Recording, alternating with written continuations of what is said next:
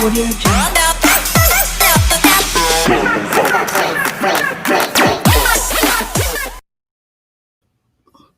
All right. Welcome to another episode of The Bridge. The fellas, the usual fellas are here minus one. He'll be joining us later. We have a continuing guest, Mr. Detron Peoples, and I'm gonna let Irie introduce the young lady that we have with us this evening. All right. So, we've been doing this, this pod for a minute. And a few weeks ago, I was talking to my niece about, one of the subjects that we had, and she's like, "Yeah, you should have me on."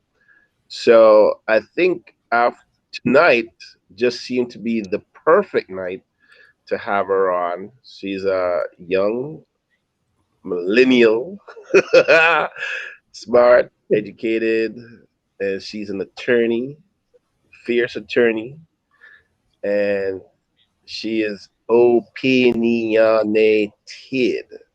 Yes, but not frivolously. She has, yeah, not frivolously. And I admire her. All right. I admire her smarts, but I admire her courage to oftentimes be out, sort of in the firing line to say what she has to say and take on, you know, sometimes varied and crazy opinions from crazy people. But she always holds her own. So tonight I asked my niece, Natalie Whittingham Burrell. Yes. Oh my God. Happy anniversary. God dang. I forgot all about that. Thank you. Oh my God. A year has passed. She just got married last year in Mexico. So she's on the chat with us tonight. All right. Oh, And your anniversary is today? It was on the 25th. Okay. yeah, so I'm like hella behind. Not that bad, Uncle. Yeah. So this is my niece Natalie and everybody that yeah. So she's gonna be with us for a minute. Thank you Okay. for having All me. right. That's what's up. Okay. So, That's what's up. Mr. Detron, people, can you give people a little brief introduction of who you are and what you do?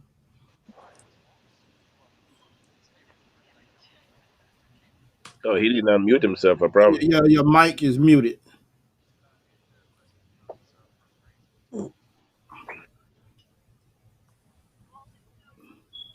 You got it? Your mic is muted. I think now. Yeah, we can Yes. hear you now. Huh, Can you That's hear me? what. All right, awesome. Yes, we can hear you. I was see blowing my big intro. I said, Detron Peoples, financial guru extraordinaire at your service, here to help the black folks get their green dollars to make a bunch of green babies. Ooh, ooh. That was brief and close to it. All right, Rashad, we go ahead and do your spiel. Oh, which one you want? I got so much. You know me. Just a lot of knowledge. Help people where I can. Financial services and just providing a good education to folks. That's all. Okay, and then Nothing more, nothing less. Good conversation. we Ooh. have our man of wisdom who just Ooh. introduced his niece to us. And then earlier, I'm just amazed that he had time to jump on this because he had his other show to do earlier at 7 o'clock. Go Yes, ahead and sir. Yes, sir. tell the people about you, Ari. Hey, everybody out there listening and watching, I'm Chef Irie, private chef caterer here in South Florida, and travel all over the place to come and cook you good food. So, but glad to always be here every week on this cast because the the ideas and ideals are always inspiring to me. So glad to be here again this evening. Yo yo. Okay. So now that we had a little intro, well, I ain't introduced myself. I'm the producer of the show, Mr. J. I do production, and That's basically what I live for. So we're going to dive right in and get the show started. We're going to jump off on the first topic. The NBA wants to move the Toronto Raptors to Kansas City for the upcoming season because of COVID. What are y'all guys' thoughts on it? Shit. I think Rashad should go first. It seems like it makes sense. I'll give it. Whoever loves sports like that should go ahead and go first. I'll give a damn. I don't really give a damn. You really don't? I'll give a damn. I think what we was talking about off air was more important. That they're talking about moving the team to the city, but they ain't handled what they needed to handle with the local community. That's what's important. Not the team. They can move them wherever the hell they want to move them. All the damn money they got, but taking care of the community is more important, because we all know Kansas City is in Missouri, and so was Ferguson. So that's really the real issue. You know what I'm saying? That's the real issue. So real quickly, I'll leave it at that. Bringing the basketball team that can Say again? give the city. I was saying, bring the basketball team there should be positive. Give the city something to be happy about. Rally around. People on different sides of the track. Meeting at one place to the local team. Jobs being created who are financially savvy, being able to take advantage of some of those municipal be offered to facilities and things like that, to cater to the NBA. So it could be some good opportunity from an area that would be considered disenfranchised. So, I don't know what all their motivation is. I don't know if ticket sales are down in Canada or the weather's just messing with me. I don't know. Well, that's a part of the issue. Yeah, it's going to be some opportunities, but as a whole, Black folks are the first to be fired, the last to be hired. They're the last to get the opportunities when the contracts come around. So the question is, there's going to be opportunity, but for who? That's why they had a ride in Ferguson. They had an opportunity. They had an opportunity to get choked out, right? That's why that girl did that talk about the police, and called and had that discussion. Ain't nothing changed except the president. America's still racist. Well, and so I mean it's nice, but unless there's some specific action taken by the team itself saying that, hey, we're going to do X, Y, and Z to help support this specific community, there's no real benefit. Everything else is hopes, wishes, and dreams. And I mean that you have to. Well, the main reason why they're relocating is because of the international travel restrictions. So even though it's Canada, it's another country. So they're saying that because of that, they can't be going back and forth. So I don't think they're using the bubble as the strategy for this season. So is it temporary or permanent? Yeah, I mean, shit. I think it's during while COVID is going on and these travel restrictions. Yeah. That ain't no permanent move. So they're not doing some type of like widespread, community investment, providing jobs for the community. They're not providing long-term jobs and community advancement and things like that. They're just none of that. They just need to camp out. They could just as very well go to Jackson Hole, goddamn Wyoming, as much as they could go to Missouri. They got to do shit about shit. That makes me think about the Olympics then, right? Because every so often they come around to some community and they They take over the Olympics Commission. And basically what they do is they leave destruction in their path, right? Because you have to make way for the games. They provide these short-term jobs and short-term contracts, build these temporary structures. And then when they're gone, it leaves like a vacuum in their economy, right? So I don't think that that's actually a good thing. But who gets? But the white folks get paid. Not to cut you off, because we know where the contracts is going. You know what I'm saying? There's somebody gonna make a boatload of money. It just ain't gonna be us. Yeah, no, we're actually making the same point. What I'm saying is it's not long-term advancement, right? Yeah. And they do have a lot of agreeing. issues in Missouri, right? So I actually tend to agree with you. I didn't at first. I didn't understand, as I thought it was long-term. And if it's long-term, then, you know, that makes me think about DC here in the Chinatown area when they put in the Verizon Center. That brought great advancement, great jobs. When they put in the MGM, great jobs. But it can't be something temporary. You in DC? Mm-hmm. That's what's up. I went to College Park. Oh, okay. Love DC. Go visit. They're beautiful. Love DC. Do they still call it Chocolate City? It's been years. No, it's gentrified. Yeah. I was down at I took my daughter past Georgetown. We was down, not Georgetown, but Georgia Ave, going up to Rhode Island, thinking that I was going to see a whole bunch of black folks, you know, because you got that stretch right down there, over there to U Street and everything, and I was like, WTF? What happened? I was like, baby, this is supposed to be an area where black that I was hoping you're gonna go to, but we might have to rethink some things. So yeah, it was nice nonetheless. Nonetheless, it was nice. You know, we just had to, you know, dodge some of the Karens and stuff. So it was cool. Karens run plenty. Mm-hmm. I you guys though. Yeah.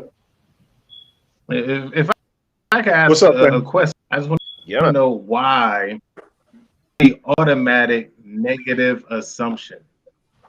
So it's not an automatic negative assumption. It's what it is. The areas are, well, so it's the NBA.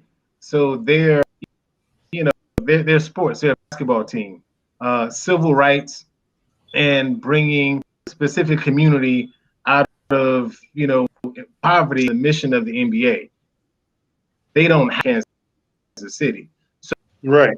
Travel created a reason for Toronto, Jackson Hole, Wyoming, which actually Jackson Hole is an area that's of some sort of prominence because where Davos Economic Forum takes place, you know, all the time. But anyway, they can go anywhere they want to go, and they choose Kansas City.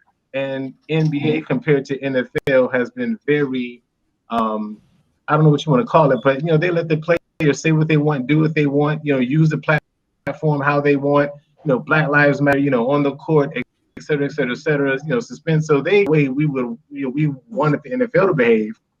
And so they choose Kansas City, a hotspot, whether it's for 1 year, 3 years, or whatever. Why? Because it doesn't solve the problem. Okay, there's going to be nothing to be negative about it. And they can go anywhere. And so regardless of how short-term that gain is, give them a chance to put a footprint there, test the market, see how it responds. A lot of businesses are leaving the area as is. So you need somebody to come in and create some sort of jobs based on the vacuum that already exists after the riots and the racial incidents, etc. So why, I don't understand why we're knocking it. Even if we don't get most of the contracts, if black business gets some, you know what I mean? That's better than them going to Jackson Hole, Wyoming, and those black businesses in Kansas City getting nothing. Yes. Well, that's what I laid out from the beginning.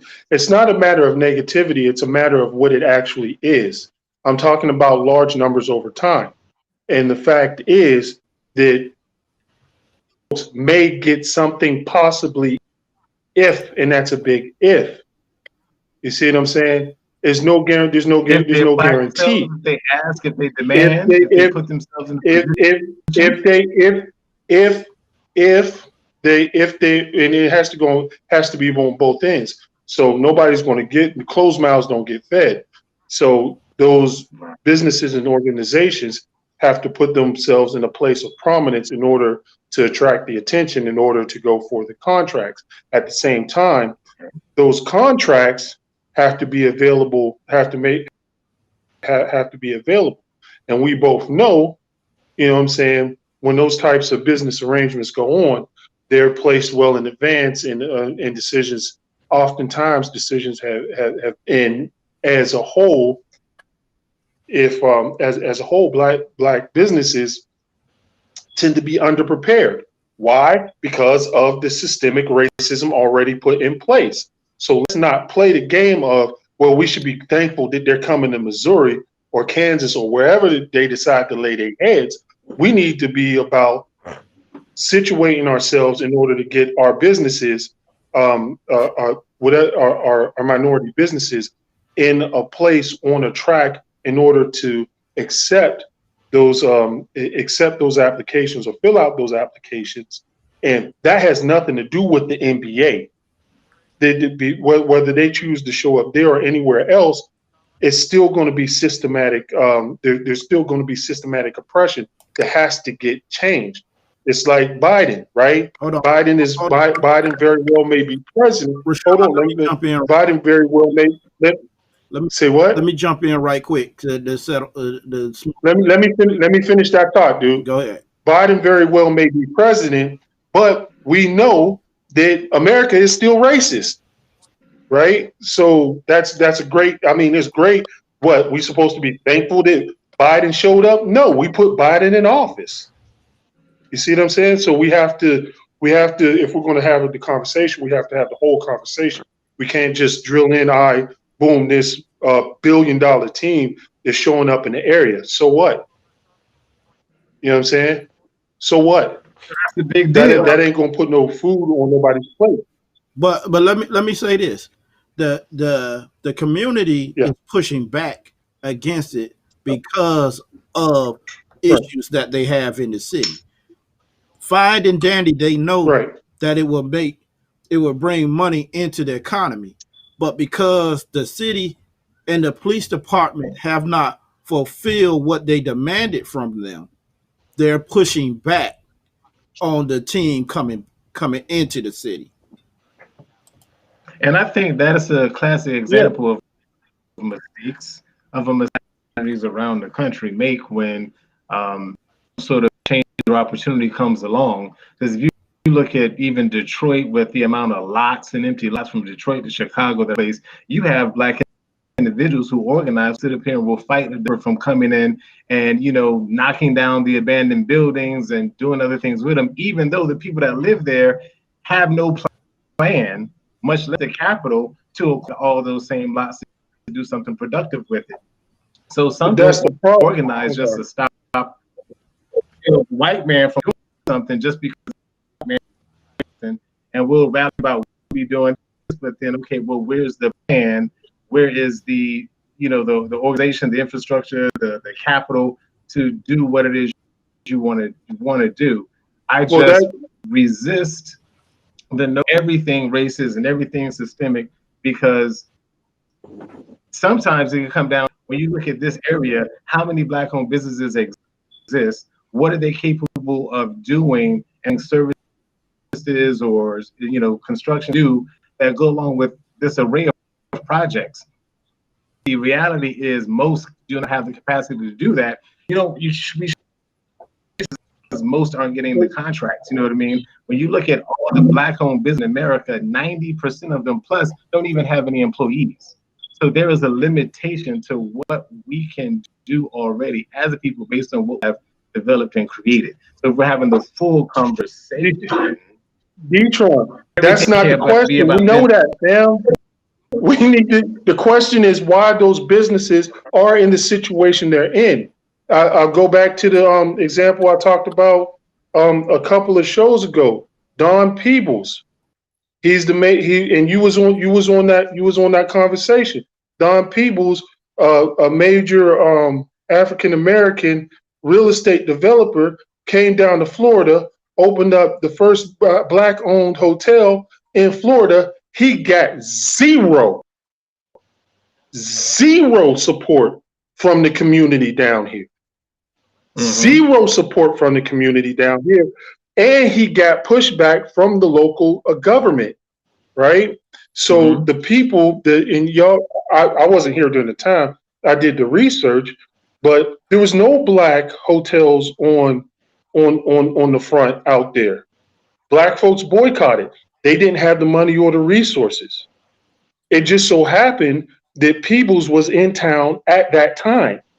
So he decided to take it upon himself, seeing the opportunity, right, to put in the bid on the contract. Because he was like, yo, I got the cash. I'm down here. Go ahead and take the opportunity. Right? It's not that they sought him out. They did. The city didn't go and even look. And matter of fact, tried hard not to make. The fact is that Peebles had money from up north and used all his resources to develop that project. So had he not been in a position from previously being in DC, he wouldn't have been able to fulfill the contract. But we're talking equity, right? So there has to be some sense in equity, even though it's still it's even in the northern part of the state, northeast, and all of that. There's still a lot of inequality and inequity. He was able to navigate that situation and just happened to be in a place and a time. So what he's done is, now that he's here doing a lot of business in Florida, when he does his contracts, he makes sure that the groups and the people that he deals with reflects the culture of the city as a whole. So he's gonna have some Spanish folks, some black folk, and all of that. What he does, he makes sure that he puts in black folks, even if they're not ready. You know what I'm saying? He'll take a black company and pair it with a company that may have better credentials, put them together to work in order to create that. Just because you got, even though, you know what I'm saying, so he can get the mix that's required. Because one of the things he says is, look, right, talent is spread equally, opportunity isn't. Issue that you have with these folks, with this NBA team going to Missouri. The talent, yeah, black folks got crazy talent. We just don't have equal opportunity. So even if it's a Detroit, yeah, they can't knock the blocks down themselves, right? Because they know they don't have the money. But shit, if you knock the blocks down, at least tell these people, yo, I'm gonna put you to work. Because the truth is, oftentimes you come in, you knock the blocks down, you build places, and don't even hire the people in the community. Can I jump in? And I've seen it. Can I jump in real quick? Yes, please. Thank you. So like the thing that I was saying about the Olympics, I had to actually like look this up and see if I had just made this up in my mind. The point I was trying to make to you guys was this. I think that we're kind of missing the forest for the trees, because ultimately, yes, there can be positive impacts from development programs or developments of large corporations coming into Black communities, right? Of course. And there can be issues with that if they don't allocate resources appropriately to Black businesses, of course. The thing is that we have tried this experiment on a short-term basis multiple times. The Olympics was just an example of that. But when these types of companies, and NBA is just another company, or organizations come into minority communities, they tend to decimate the community when it's a part-time or temporary type of project, not when it's a long-term project, obviously. But the thing that happens is that they displace public resources for the people that live in those communities. They drive up the prices for the people that live in those communities so that they can't continue to live there. And then they price them out, and then they make it difficult for them to obtain jobs, because the type of jobs that they're offering outside of just basic concessions, many people living in that community are not qualified to get or keep. they're not going to be able to provide them with the type of basic training that they need in order to get and keep those jobs, because they're not going to be there on a long-term basis. So basically, my issue is not so much that the NBA is coming to Kansas City or that they're going to host the Toronto Raptors. It's that they're using them basically to suck up the resources of that community. And once they leave, they will leave a vacuum behind that no other company is going to be able to fill. Exactly. And we haven't just seen that here in the United States. It's been seen internationally. It happened in Poland. It happens in Brazil. Rio de Janeiro, Brazil. It happened in Rio de Janeiro, Brazil, really bad. They go through and they decimate minority communities when they bring in these temporary types of. Happened in Southeast DC when they put up that stadium, that the national stadium right there. Right. They had, because Southeast, all of Southeast is black folks. They put that stadium up there, and you got grandma and granddad. They didn't had them houses forever, and now that these white folks decided they want a ball team, now these people have no place to live because you can't own land in DC. You know what I'm saying? And they also took away their they completely ran a road right through where people were having normal access, street roads and things like that. They put this huge highway through there. They completely ruined that community by putting that stadium there. And now it's just. But they did it intentionally. Yeah. Right. They did that intentionally because it's right up there on the riverfront. So I mean, you can't. It has to be a balance. To wrap it up, it got to be a balance. It got to be a give and take. Real quick, before. So the thing about a lot of these, enterprises, whether it's NBA, baseball, as we saw when they were doing the baseball stadium here, any of those projects, we have to have people not at the table, that are working on the community's behalf. Because if you don't have any of us at the table, yes, all those projects and contracts. So you have to make sure that there are people that are working on behalf of the community to make sure that people are getting viable contracts. And we saw that here with the baseball team. There are several individuals that form groups and to make sure that happened. And if that did not happen, I guarantee you the makeup of South Florida as we know it to be, they were the ones who were going to benefit, and we were going to be left out of the cold. So whether it's a temporary move, long-term move, what have you, we always have to make sure that we are at the table. We have to have representation at the table, so that we can benefit from these things. All right, James, what's up? All right. Knock, I was saying something out. We need to move on to the next topic, the election. I don't know whose responsibility all that is. If I'm a business owner and I'm looking for a location, then with all the red tape and the politics and the money I have to put out, the individuals that I have to get together to plan together and move the needle from A to Z, to sit up here and stop and now seek out voices from within the community to sit up here and be at my table, just some sort of input. I don't know that I'm going to do all of that. So if the communities at large feel like that we keep getting the short end of the stick and we keep getting shitted on, etc., then before these companies come along to sit up here and do whatever, we might want to be organized ahead of time. You know what I mean? Yes. We may want to take the lessons that we've learned and the disappointments to make sure we're in those positions. And then isn't that the role of the elected official, to sort of try to govern that and not the company in itself per se? Because the business is in business to make money. I'm just saying there's some sort of in between, and systemic issues are real, and that's why we're behind the 8 ball. However, I think our doubt, our insecurity hold us back more than their actual effort to keep us down. All right, fellas. I'm gonna disagree with you on that, and we're gonna go to the election though. So this is this to take this whole deal. We got to take this as a whole. You know what I'm saying? We can't take it as a bit or a piece.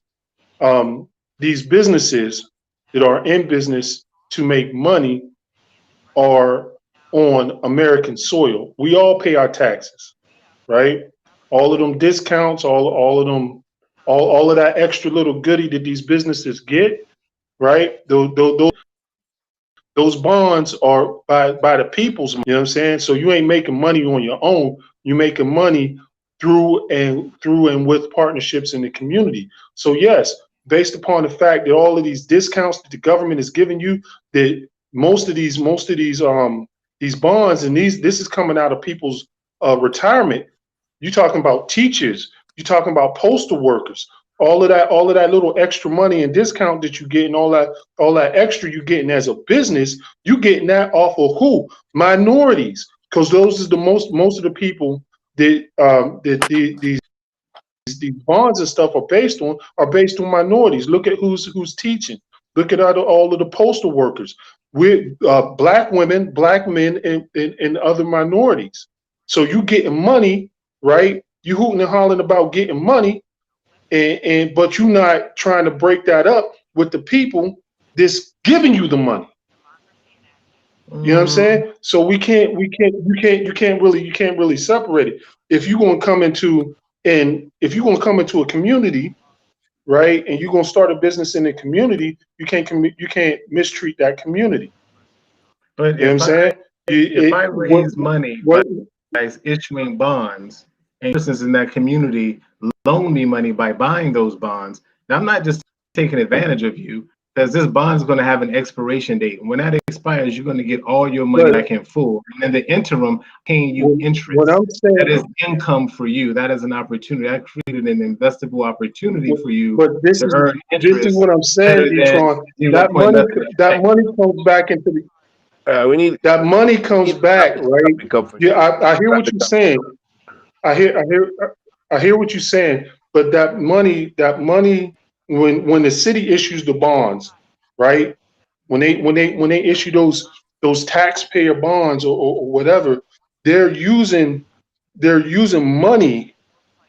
Okay, they're using money from people's pensions in order to do that. Oftentimes, you and I both know this, man. You know what I'm saying? So those people who put into those pensions are normally minorities.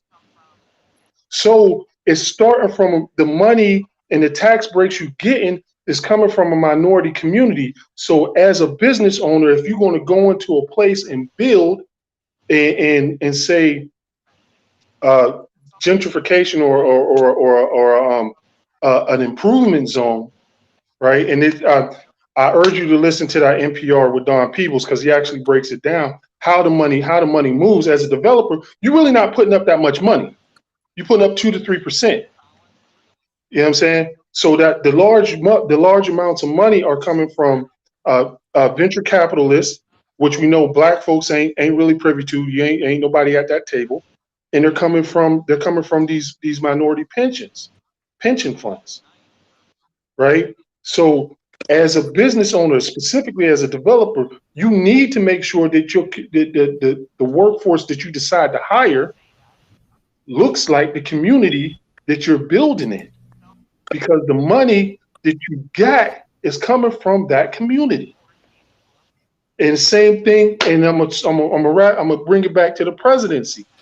Biden got in office. Why? Because of black women. Damn right, he need to pick a black woman as a VP. He need to do something for the black people.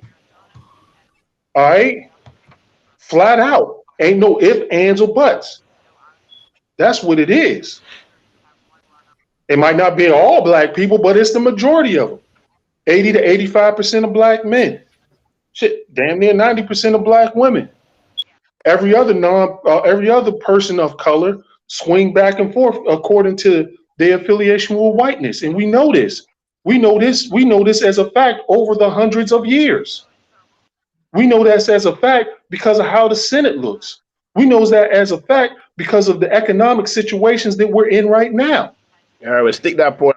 So we Stick have, that point. Stick that point so we can get to the all business right, of talking yeah, about go the ahead. election. And then we can wrap that back into the topic of the elections. So Yeah, that was, I know yeah. James wanted to cut in, but I definitely had asked my niece to come in so she could comment and give her perspective, about the elections as they before, the during, and I guess the after, because I think that that was a big part of this evening's topic and conversation. So Mhm. James, what's up? Well, it's exactly what you just said, Irie. We can move the topic to the election, how everybody felt before the election, during the voting process, and now that we're looking at the ballots come in. So we're gonna let the lady go first and let her spill her tea. Thank you. I like that. Spill my tea. So as far as before the election was concerned, I know for myself, I'll speak on a personal basis. On a personal basis, I did a lot of organizing. I worked with the Joe Biden campaign to do phone banking in Pennsylvania. And I was really plugged in, so I was paying attention to all the polls and I was donating to all the Senate candidates that I could. And it was watching the returns on yesterday, as soon as the polls started closing in the late afternoon, was definitely a stressful situation for me because even though intellectually I knew, certain places were polling certain ways. And because of the coronavirus, you were going to get the in-person votes first, and then you were going to get the absentee ballots, the mail-in ballots, the early votes. And that the early votes were going to be better for Biden, the in-person votes were going to be better for Trump. I knew all of that, but seeing all those states go red, red, red, red was terrifying. I'm not going to lie, because these past 4 years with Trump have been horrible. I lived through, as a conscious adult, the Bush presidency, George W. Bush. I mean, Clinton's presidency, I was a child when that was happening. So George W. Bush was definitely during my formative years. And then Barack Obama as president, and then to have Donald Trump as president was definitely devastating.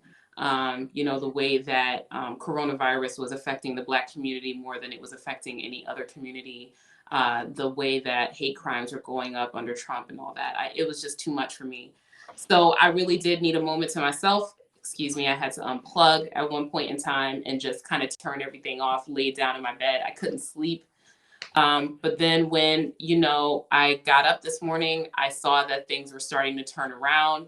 And it's looking like, Biden has taken Wisconsin, he's taken Michigan, he's probably going to take Arizona, has taken Nevada more than likely. Uh, Pennsylvania is looking real, real good so far. And those margins in Georgia are going down. So even though Trump is in the lead, every moment the margins go down. I think yesterday the difference between Biden and Trump was 200,000 votes, and now it's like 40,000, somewhere like Yeah. that. So I have hope. I have hope that he'll be able to take one of those southern states. And I really wanted him to take one of those southern states just to really stick it to Trump. And I am concerned because we did not take the Senate, and the Senate is really important. But if we can keep that margin tight enough, we can, control Mitch McConnell, who I think is just an evil, absolutely evil person, and who is bent on, obtaining absolute power. He doesn't care anything about the average person. So that's going to be a difficulty for the next 4 years, is dealing with Mitch McConnell in the Senate, because he's not going anywhere. And barring any unforeseen circumstances, it looks like the Republicans are going to maintain that. So that's something I'm concerned about. I'm concerned about Trump not wanting to concede the election. And they can keep saying that, it doesn't matter what he wants to do, but he's going to be fighting this in the courts and try to find some loophole to try to stay in office, because we know if he gets out of office, he's going to prison more than likely. So yeah, that's what's concerning me. That's what's on my mind. But I feel buoyed. I feel bolstered. I feel ready to fight another day. And I'm looking forward to what the next fight is going to be. And I'm also looking forward to pushing against Joe Biden to push him to be more progressive. I think he's already moved a little bit since the primary, which is really, really good. I like his Lift Every Voice plan. That's the number one thing on his agenda that I like. So I'm looking forward to a Biden presidency because I'd much rather fight Joe Biden than fight Donald Trump. Okay, so D-Tron, what was your feedback before the election? How were you feeling? I felt like it was going to be a toss-up. A lot of conversations with Republicans. I talk a lot with Democrats. I'm open to everybody. And I usually sound like a Republican to Democrats and a Democrat to Republicans. What I pay attention to most of is the rhetoric, propaganda that comes from both sides of the political aisle leading into the election. I think that whether by accident or cunning, it was very smart for the Democrats to push for the mail-ins because I was actually down in my old cities yesterday and was sitting around a couple of news that not left Kansas City since I was there, and the fact that they were able to have their moms or their aunts, request, I'm gonna request your mail-in ballot for you, if you fill it out and before you just sign it. I know there are a lot of people who voted just because the mail-in was there. That if Biden wins, which he probably will, that will be the. I'm not surprised that the votes are so tight and the country is so split because the propaganda, to be honest with you, if you allow yourself to sit on side and you're with individuals who support Donald Trump and you get into conversation about why they support Donald Trump, you'd be surprised that, my honest impression is that there's a lot less racism than, the left would make you think or any Democrat would make you think exists. And people are not voting for Trump to support racism and things like that. It's very interesting, different feedbacks and conversations. So watch it. I did vote for Biden. I'll say it. Healthcare. I don't like his character. I think him and Trump are about prejudice, racist in my opinion. But I'm an independent person. I have my own business. So having healthcare is critical to me. And that's why it's not argued on that level more often. And if you understand the history of healthcare, you see how it it really handicaps people from being entrepreneurs and keeping you plugged into the system and begging for some sort of, salary or more than a 3% wage and, going to school and getting 2 degrees to sit up here and try to make enough money to pay your bills and save. It's a struggle. So off on your own. And a lot of people don't do that because, they're worried about their benefits, but these are all things we can secure ourselves. Gotta get good benefits. Get good benefits. I mean, but I think people can secure on their own. I understand the history of it. So watching, I'm surprised. I was expecting it to be tight to wrap it up. I'm not surprised by anything. I've secured my health care. So at the end of the day, get up and work. You know what I mean? Because none of these people were going to attend our funeral. Their thoughts and prayers don't extend to any of us or our family members. So it's about, regardless of whether it's Biden or Trump, as a president of your house, what do you do next? You know what I mean? So based on what happens, it changes. And actually, I'll say this last thing, because I didn't pay attention to the House and Senate, all that other stuff. But I noticed that in the Senate is 48-48 Dem and Republican, and then there were 2 independents. So if that's all the seats, I'm actually excited to see that deadlock. Because I'm a person, if you ask me, I've always been registered independent ever since I was old enough to register to vote. Never picked a side. I voted for, Bushes in the past. I voted for Obama. You know what I mean? I can't stand Bill Clinton. So to see that type of deadlock with independents being able to sway the vote in the Senate, I found that encouraging. And maybe we can see a damn third party up in this piece because both of them are trash. That's how I felt watching the results. Okay, Rashad, give us your feel. I'm going to swing with D-Tron a little bit on this one. I think all Black folks should be independent. Like you were saying, a lot of us that are independent business owners, And this situation, yo, for real, man, for real. You know, I agree. We disagree on here on things here and there, but we on the same page. We on the same page. We want the same thing. I think Absolutely. right now, yeah, we all on the same page, man. Because I like the Democratic Party has, you know, the Democrat versus Republican for Black folks is like a wolf versus a wolf in sheep's clothing. You know what I mean? I think that really we need to start ourselves for the next. Detron was saying, like, if you as a business owner, and start really searching out the organizations. You know what I'm saying? That the protesters and all of that. Searching out business organizations if you're a business owner. Searching out your educational organization if that's what your politics is, and you're worried about your education. But really starting to hold people's feet to the fire and say, look, hey, look, we not making no promises this next go around, because it's only 2 years, and then you got another you got that what you call it, that Senate. I think it's another Senate race in like 2 years. You know what I'm saying? So it can honestly flip, and you plan depending upon Biden's moves these first 2 years, it might swing heavily Republican. Because the truth is, America, don't let this. That's why it was so red to begin with. Okay, let's just, you know what I'm saying. And that's the white backlash. I mean, Martin Luther King said it in Chaos and Community. For every advance we make as Black folks, there's always a backlash. So just get ready and be prepared. My game plan before the election was to say it's going to be the same as my game plan after the election. No matter who it was, hustle harder than the next man. You know, I might have to pack a pistol. That's the only difference. You know, I might have to do that concealed. I might have to put that concealed carry into action. That's the real difference. I feel a lot more confident in not having to shoot nobody now. That was my main concern. But yo, as Black folks, and I'm talking specifically with Black folks, I ain't talking to brown folks, nobody else. As Black folks, we need to take this opportunity, all right, get together, get right, and really make a run for it. You know what I'm saying? Because it's coming. The pushback is coming. You better believe Mitch McConnell is still in office. Oh, wait, he gonna stall everything. I don't like him, but he plays smart and he played to win. And you got to know beyond a shadow of a doubt that it's on its way.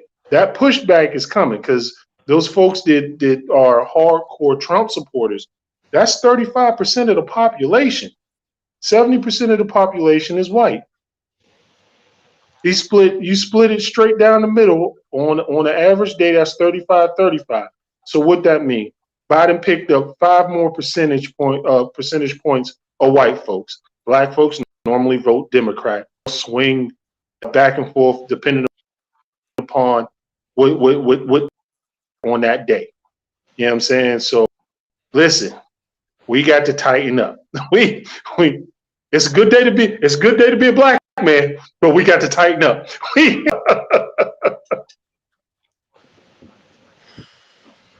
Every day is a good day to be a Black man.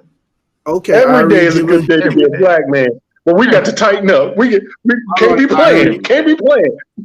I'm happy. Your feedback on how you felt before the election. Before the election, my resolve was to say, trust no one, trust nothing. That was my, because I saw what happened in 2016. One of the things that I was paying attention to, which is something that Detron was paying attention to, was also the rhetoric. And yes, from both parties, but definitely, on the side of the right. And seeing the support, that this dude gets, it doesn't matter from what I can see, what I could observe, and I have to say, I differentiate Republicans from Trump supporters. I Mm, really do. I differentiate. To me, they're in two different categories. I think people who are mm, supporting Trump, I don't think they are Republicans. Don't consider them Republicans. I don't consider them Republicans. I consider them Trump supporters. And mm, for whatever he was saying to them, it resonated. Okay. And so when people, even people that were being interviewed and it's like, hey, I'm switching my party, blah, blah, blah, I'm switching parties, I'm voting for Biden, blah, blah, blah, I'm a Republican. I was like, I don't care if you put $1 million on the table and say, here, here's my peace offering, I'm going to vote for Biden. I didn't really care because I knew that the same thing would happen in 2016 was going to happen in 2020. People weren't saying exactly what they were doing, but they would probably either not say anything at all, or they would say something to appease the eyes that were upon them. And I just believe that this was not going to be a landslide on either way. And as you see, the country basically is split right down the middle. You know, the country is divided, so divided right now that I honestly felt like it was going to come down to a very tight race. I didn't, whatever the poll, I didn't care whatever the polls were saying. Um, I don't care how if he was up by 9, 10, 15, whatever the hell it was. I didn't really care because I just knew that the results was going to be totally different because these people were going to come out not necessarily, I think, for any particular issue, but they were just going to come out to make sure that he was elected for a second term because they just totally believe everything he says and they believe in him. You know, so for me, I was, I figure if I didn't live in the state of Florida and I lived someplace where the election rules were different, maybe I would register as independent. I don't know. And I have to, my roots, my Caribbean roots are always, front and center for me. I come from a highly political country where politics is revered, probably even more so there than it is here in terms of how people take their politics and they take it very seriously when it comes to, especially when, party politics. We have two main ruled parties there, and party politics is serious business. Um, as to whether or not we have a viable third party, that still remains to be seen. As to how much Black people, you know, um, participate in the formation of a viable party where we are seen as the force behind that party, it's going to take a lot of work, to be part of something like that. Um, so as everything was coming down to the pike, I was just like, wow, um, this is going to be crazy. And election night, you know, I went to bed thinking if he wins, I don't think I wouldn't be all right with it, but I wasn't going to hold my head down and feel like I was in, a total, like I was in total shock, like I was, I think in 2016, I think a lot of us, I don't know if you guys were, but I know the people that I surround myself with and are around me, I think everybody and most of the country who were voting Democratic were in shock, and it, seemed like it took a while for that to wear off. But I think this go around, I think, understanding that regardless of who is in power, um, as individuals, I have my own business too, so the focus would now have to be how do you navigate, you know, under those circumstances, whether it's a Biden presidency or another term of this crap show, you know. And I do believe in my heart that if he did get elected again, um, I think it would be worse than the first 4 years. That's my feeling. Um, for him, I think it would be the total embodiment of what it means to be powerful without relative checks and balances, because the people behind him are not going to do that, and they weren't doing it the last 4 years, and I don't see him doing that if he got another 4 years. So yeah, I was more than concerned. I think healthcare is important to me.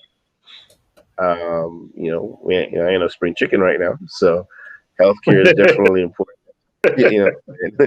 You know, and, and not just for me, but when I think of the idea of wantingly trying to remove a part of something that benefits so many people, um, and keep saying that there's a plan when there's no plan, and I know there's no plan, and I thought that was just careless and reckless, um, because people do benefit, even and I said it the other day on a Twitter post, yeah, ACA may not have been the perfect thing, but for people with pre-existing conditions, it was like a godsend, and people would make sacrifices to get whatever insurance that they could get so that they could be alive right now.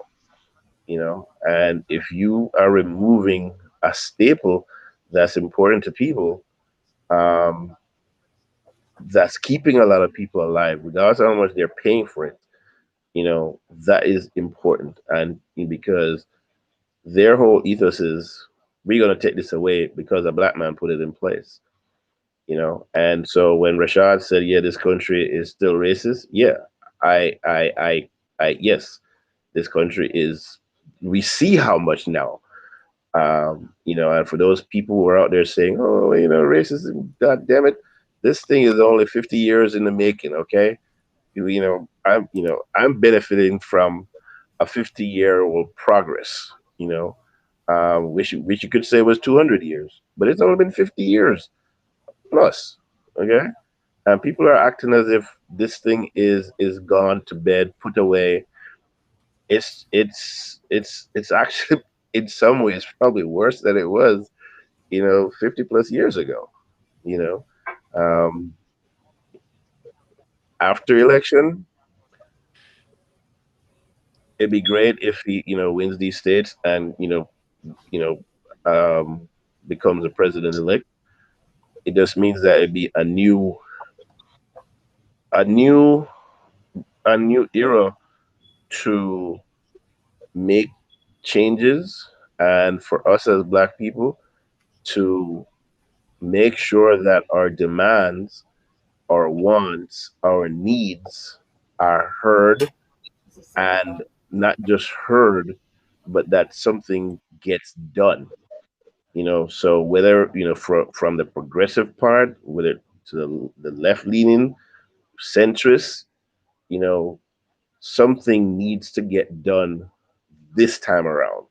Um, and that's what I gotta say. I'm more hopeful than I was last night when I went to bed. Last night I was like, friggin', I'm not gonna stress myself out.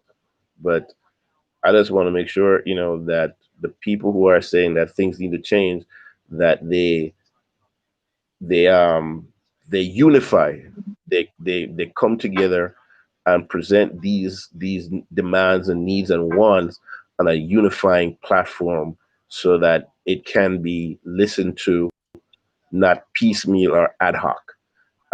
We need to be unified, everybody, progressives alike, left leaning alike, everybody, need to be unified to make sure that, things happen and things change. Can I just touch on something? Yeah. one of you said about, you know, how I guess Black people and the Democratic Party are just being automatic Democrats. You know, I definitely don't think that Black people should automatically be Democrats. And there is, I think Black people need to be given the space to have their values, right? Some Black people are religious conservatives, they are fiscal conservatives, and were it not for the racism of the Republican Party, they would be card-carrying Republicans, right? They might believe in Second Amendment, they want to be NRA members and carry guns and things like that. So politically, they might be more aligned with Republicans, but because the Republican Party has shown time and time again to be the party of racism and oppression, and that's not to say that Democrats don't take part in that as well, it is almost as though they make it impossible for Black people to operate within that county. We know that because the former RNC chair, Michael Steele, was basically pushed out of the party, you know, completely disrespected and snubbed at several events. They have the Black senator out of South Carolina, who is the minority senator, or the young senator to Tim Scott, to Lindsey Graham. And Lindsey Graham said about him that, oh, you can be anything you want to be in this state as long as you have our values and our conservative values, which is racist. You know, the fact that Donald Trump wouldn't shake Tim Scott's hand, you know. And so I think that it is naive to believe that the people that support Donald Trump, be they Republicans or MAGAs or whatever they are, whether or not their motivation is to believe that their motivation is not racism, their motivation is racism, right? Racism is at the core of the soul of this country. And although I don't much care for Van Jones, when Van Jones said that the election of Donald Trump was a backlash, it was absolutely a backlash. There are white people in this country, whether they voted for Obama or not, that sat there for 8 years feeling aggrieved of the fact that this man, Barack Obama, achieved the things that he was able to achieve in his presidency. Was it perfect? No, but they certainly had an increase in their 401ks and, you know, lower unemployment and all types of better economic markers, which would lead you to think that they would go with the Democratic candidate, but they did not. They repudiated him and his message, and they went for the person that attacked Barack Obama on a daily basis for racist reasons. You know, the birtherism conspiracy was racist, and the reason that Donald Trump pushed it was because he was angry that this Black man became president of the United States. The things that he has said about majority or predominantly Black countries, calling them shithole countries, for example. The man is a racist. There's no question about whether or not he's racist. And I think anyone that is willing to vote for him is okay with racism, and anyone that's okay with racism to me is a racist. And that does include the Black people that would vote for him, because Black people can have internalized racism. That does go for Latino people who would vote for him. Exactly, thank you, because Latino is not a race, it is an ethnicity. It is not a monolithic ethnicity either, because Latino from Mexico is not the same as one from Cuba, is not the same as one from the Dominican Republic, and is not the same as one from Puerto Rico. And all of them have colorism issues and racism issues. And I am tired of the media portraying Latinos as though we are with Latinos people of color. No, there are Black Latinos, and we are Black people together that may have some common ground under which we would seek a certain type of president. But Florida in particular is overrun with white Latinos who in their own countries were the Donald Trumps of their own countries, right? If it's actually quiet as it's kept, the reason that a lot of them had to flee Cuba is because they were the gentrified, land-owning, wealthy people of their country. And, you know, wrongly, Fidel Castro wanted to take their stuff away. So again, we have to be careful of, you know, allowing these people to get away with saying things like, oh, I just had economic anxiety.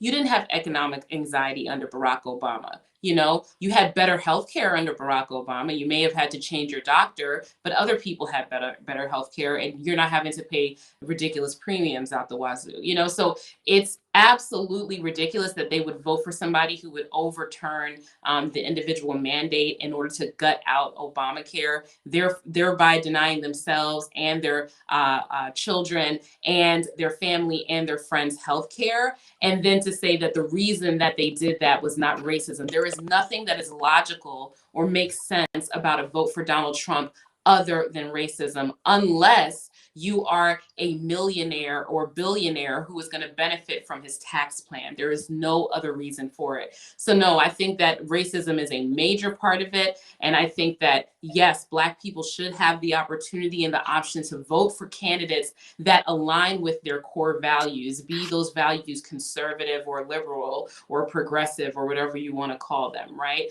But you're not given the choice when that candidate does not affirm your central humanity. And that's what I think that the disappointment of Donald Trump being able to win 4 years in this country, despite the fact that he didn't win the popular vote, and he's not going to win the popular vote this time. So I just wanted to touch on that. Mm. Okay, with that being said, Amen. Preach, sister girl. Preach. Can we get a clap? Hand clap. Hand clap. with that being said, I see Chad, you done bounced in here quietly. Let me the topic is right quick. How did you feel before the election, during the voting process, and right now as the ballots roll in? So before the election, I was saying I ain't rocking with these polls. I don't care what they say. I refuse to get complacent. I refuse to be caught up in believing the hype that Biden was going to landslide, because I know for a fact that there was a ton of white people, especially white women, that would not ever say out loud that they were going to vote for Trump, but was going to walk right into that ballot booth and vote for Trump. And that's exactly what they did, especially white men. During the election, during the voting process, I was concerned that there would be election day violence and that there would be, there would be these crazy ass white Trumpers, these MAGAers or whatever you want to call them, would be out there, and there would be some kind of election day violence. That was a serious concern of mine. That's why there were some actions I didn't take that I felt I could have taken. And now that we have passed election day and we're in the middle of all this nonsense, I feel like Thanos, okay? Now follow me on this one.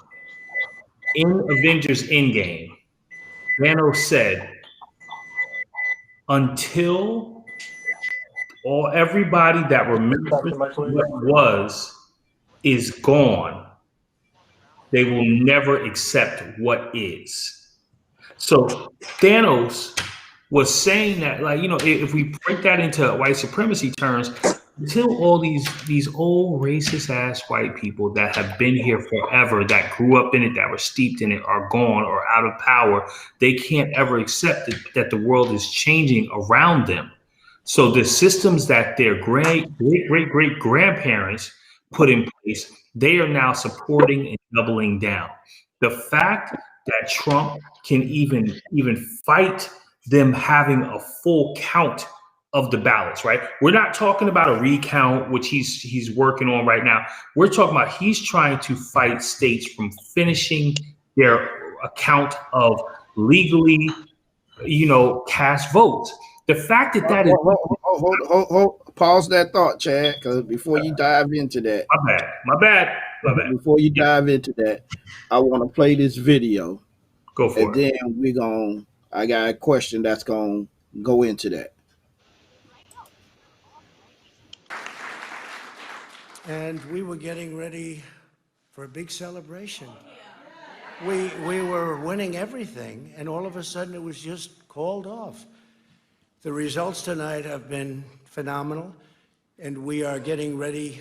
I mean, literally, we were just all set to get outside and just celebrate something that was so beautiful, so good. Such a vote, such a success. The citizens of this country have come out in record numbers. This is a record. There's never been anything like it to support our incredible movement. This is a fraud on the American public. This is an embarrassment to our country. We were getting ready to win this election. Frankly, we did win this election. We did win this election. So our goal now is to ensure the integrity for the good of this nation. This is a very big moment. This is a major fraud in our nation. We want the law to be used in a proper manner. So we'll be going to the U.S. Supreme Court. We want all voting to stop.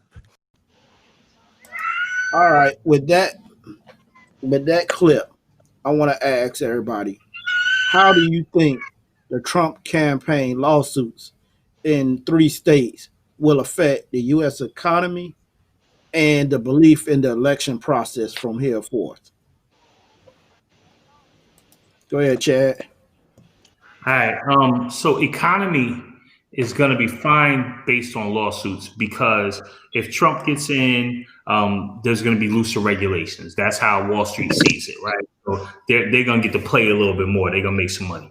If Biden gets in, there's going to be more stimulus money, because, that's what Democrats do. They're about to flood the streets with cash. So either way, Wall Street's going to be okay.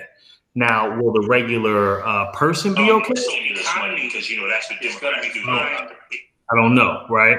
So either way, Wall Street's going to be okay. There's going to be looser regulations. Y'all hearing that? Okay. Yeah, I hear that feedback. I don't know what that was. I ain't got nothing else playing right now, but okay. So as far as our faith in the election process, I think that this election, it should be the nail in the coffin for the Electoral College if we can get it out of here. I think this election is going to severely harm people's faith in elections in general. And that's a travesty, because the presidential election is the only election in the country that is not flat out decided by popular vote. So it's a shame that people will assume that because their vote didn't count this time, or they're going to assume that their vote didn't count. I think they'll equate that to other elections. I think we're going to have a tough time getting people to turn out unless we A, get rid of the Electoral College, or B, shit, I don't know what B is, bro, but like it's literally, y'all know how the Electoral College works. Do you know how long that this is going to drag out because of those three cases? Like, it's based on slavery, though. The Electoral College is based on slavery. Not based. It's based in the fact that when they wrote the Constitution, they only thought that white landholders, not even all white people, white landholders were qualified to elect the president, and even then they still didn't trust them. So what happens is, if this goes to the Electoral College, which he can't take it to the Supreme Court, so that's a lie. He has no grounds or basis to get to the Supreme Court yet. If it goes to the Electoral College, then the legislature of the state gets to send 20 electors to Congress, right?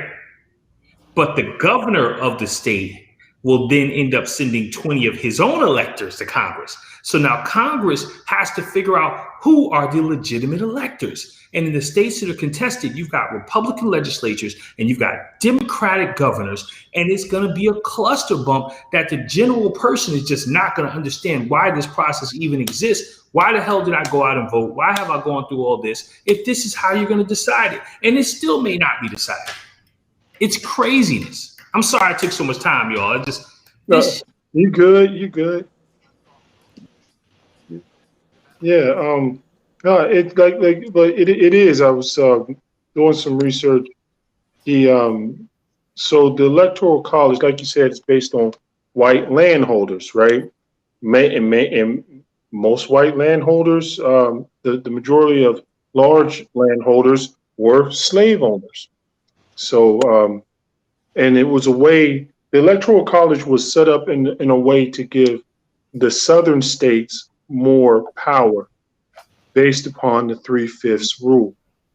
Mm-hmm. Okay, and representation. That's why you got places like Michigan and Wisconsin that have, or even Pennsylvania, or Mississippi, that have almost nobody there that can sway an election. Like we're looking at Nevada.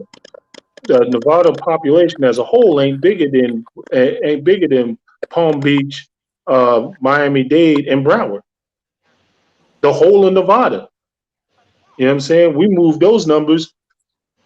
we moved the numbers that's coming back in Nevada in our early vote. You know what I'm saying? But we're sitting here waiting on Nevada's numbers to come in. That's all of that's based on slavery and the 3/5 rule in order to get them electors. And I think that this vote has actually is going to restore some folks' confidence in voting, because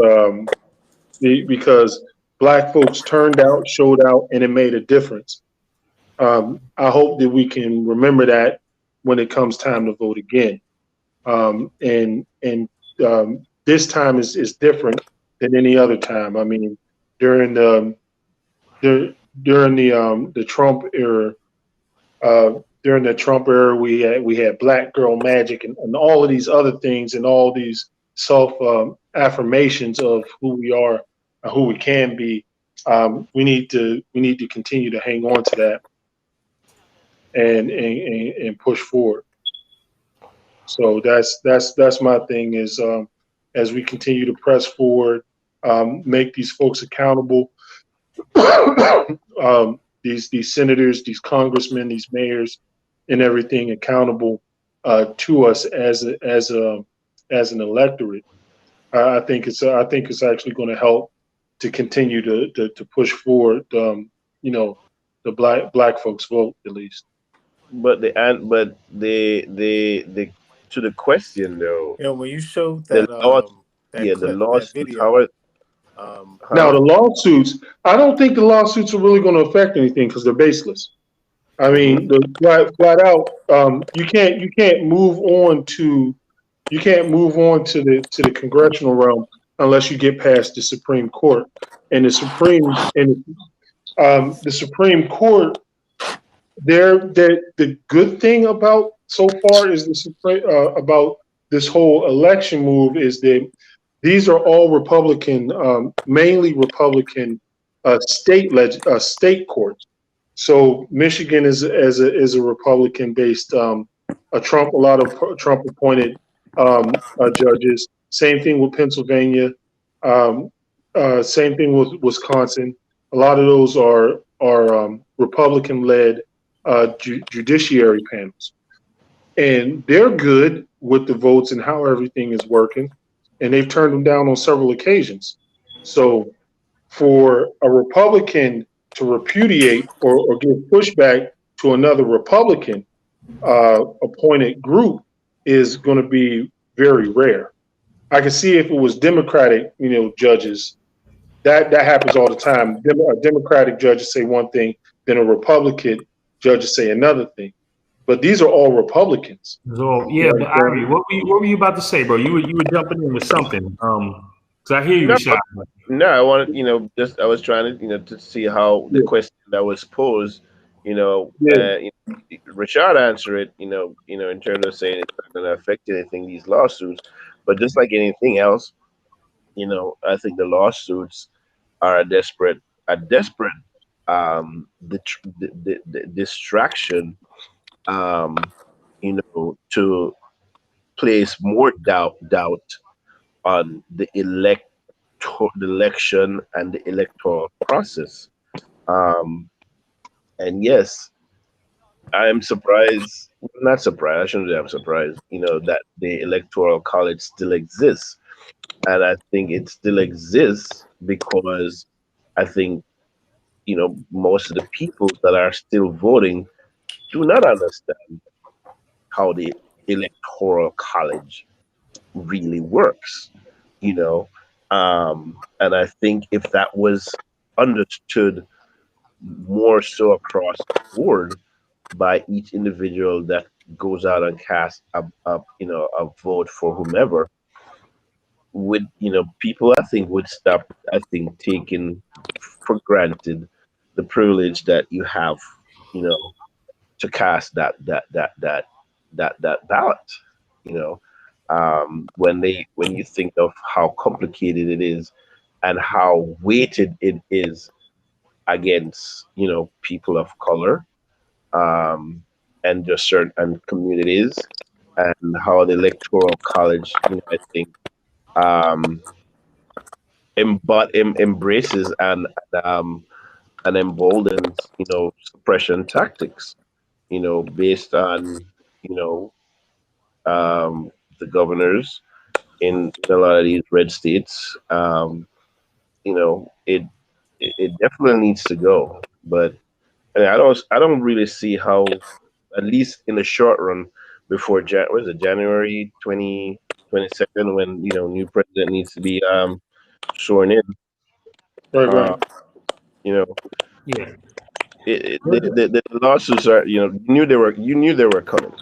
They had the paperwork drawn up from before. Literally, the White House game plan scenarios from months ago. They had all the paperwork drawn up for 4 major scenarios. This just happened to be one of them.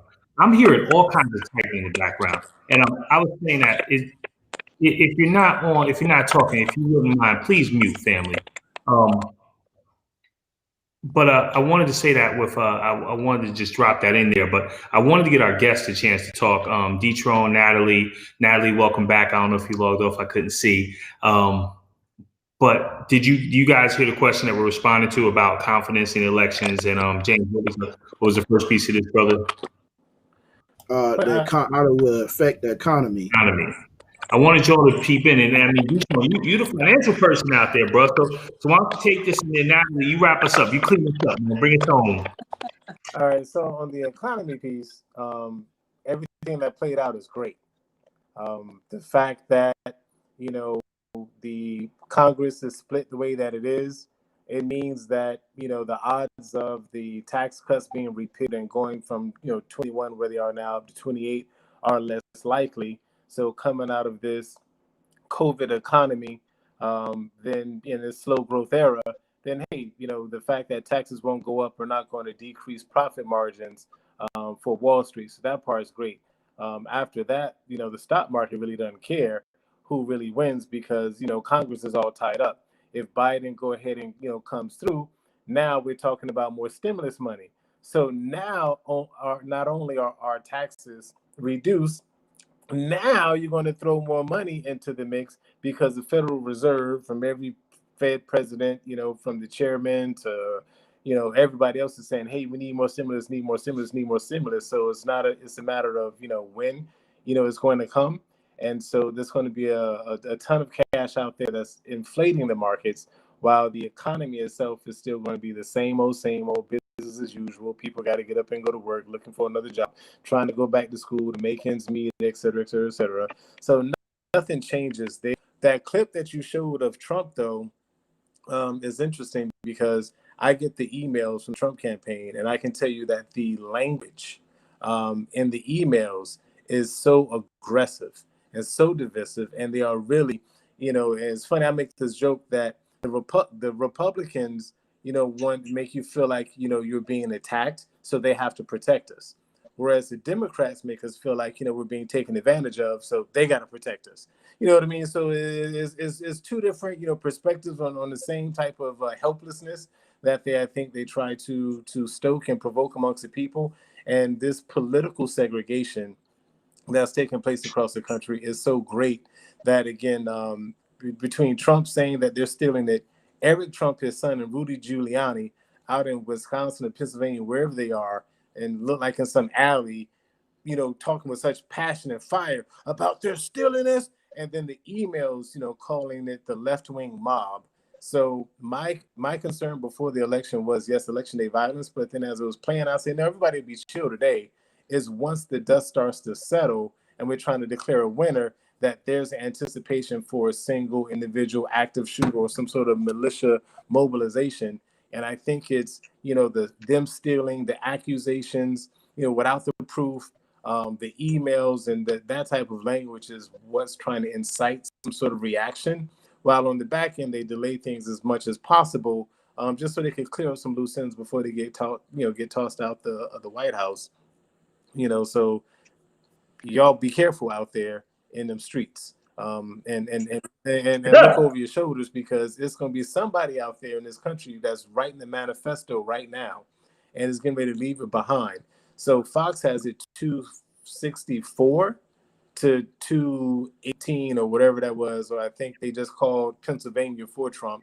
So on Fox, so Wait, whatever. Pennsylvania for Trump? Yeah, so whatever, how many points that calls it on. You can't trust that. Can't trust that. But you know what though, even last night I watched Fox over CNN because they were calling it a lot faster. The different states and things like Fox that. actually called you're right, Detroit. They actually called Wisconsin for Biden, and that was the first time in a long time that Fox broke with the Republican Party. So they were calling it quick. Yeah, and even with Arizona, I don't even know if CNN even is calling Arizona yet for Biden, and they've been doing that since 10 o'clock last night. But the point is the economy is fine. If you want to think about the economy and the stock market is two different things. The economy is the person walking the dog up the street. The stock market is the little dog on the leash. Okay, and they might be ultimately going to end up in the same destination, but that little dog can run ahead, run back from side to side, stop to take a pee, and everything else. And the economy is tying a shoe and pulling it back. So they're tethered, but they're not the same. Economy will be fine. Wall Street fine. People still got to go to work. Be careful out there because they're kind of inciting violence because the language is reckless. All right, Miss Natalie, bring us home, Miss Natalie.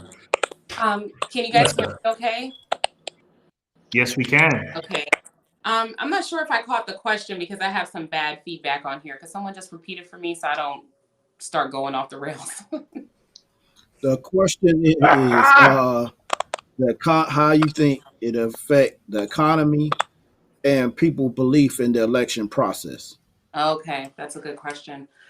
So I'll start with the economy. First of all, I don't think that having a deadlock Congress is a good thing, especially with the Senate being a do-nothing Senate for the past, 4 years. Other than passing those tax cuts, I don't think those tax cuts were actually beneficial to the average everyday person. Most of them benefited people that were making millions of dollars a year. That's not me. And so I'm tired of shouldering the tax burden of the very wealthy. So I am looking forward to Biden's efforts to overturn the Trump tax cuts. But as far as the economy is concerned, I'm looking forward to some type of extension of the loan programs for small businesses. I need for them to pass a package for COVID relief that's going to be long term. And I also need for them to do something about unemployment because unemployment is actually an issue right now, probably because of COVID-19, but also because the employment issues have a lot to do with this being like a gig economy now, right? So there's so many people that are working and they're not getting employer insurance because they are an independent contractor, for example. And they don't have protections. I look forward to them trying to push forward $15 minimum wage. Minimum wage is supposed to be a working wage. And so I definitely think that that's something that, we should be pushing Biden on. What was the second question again? The belief in the election process. I think that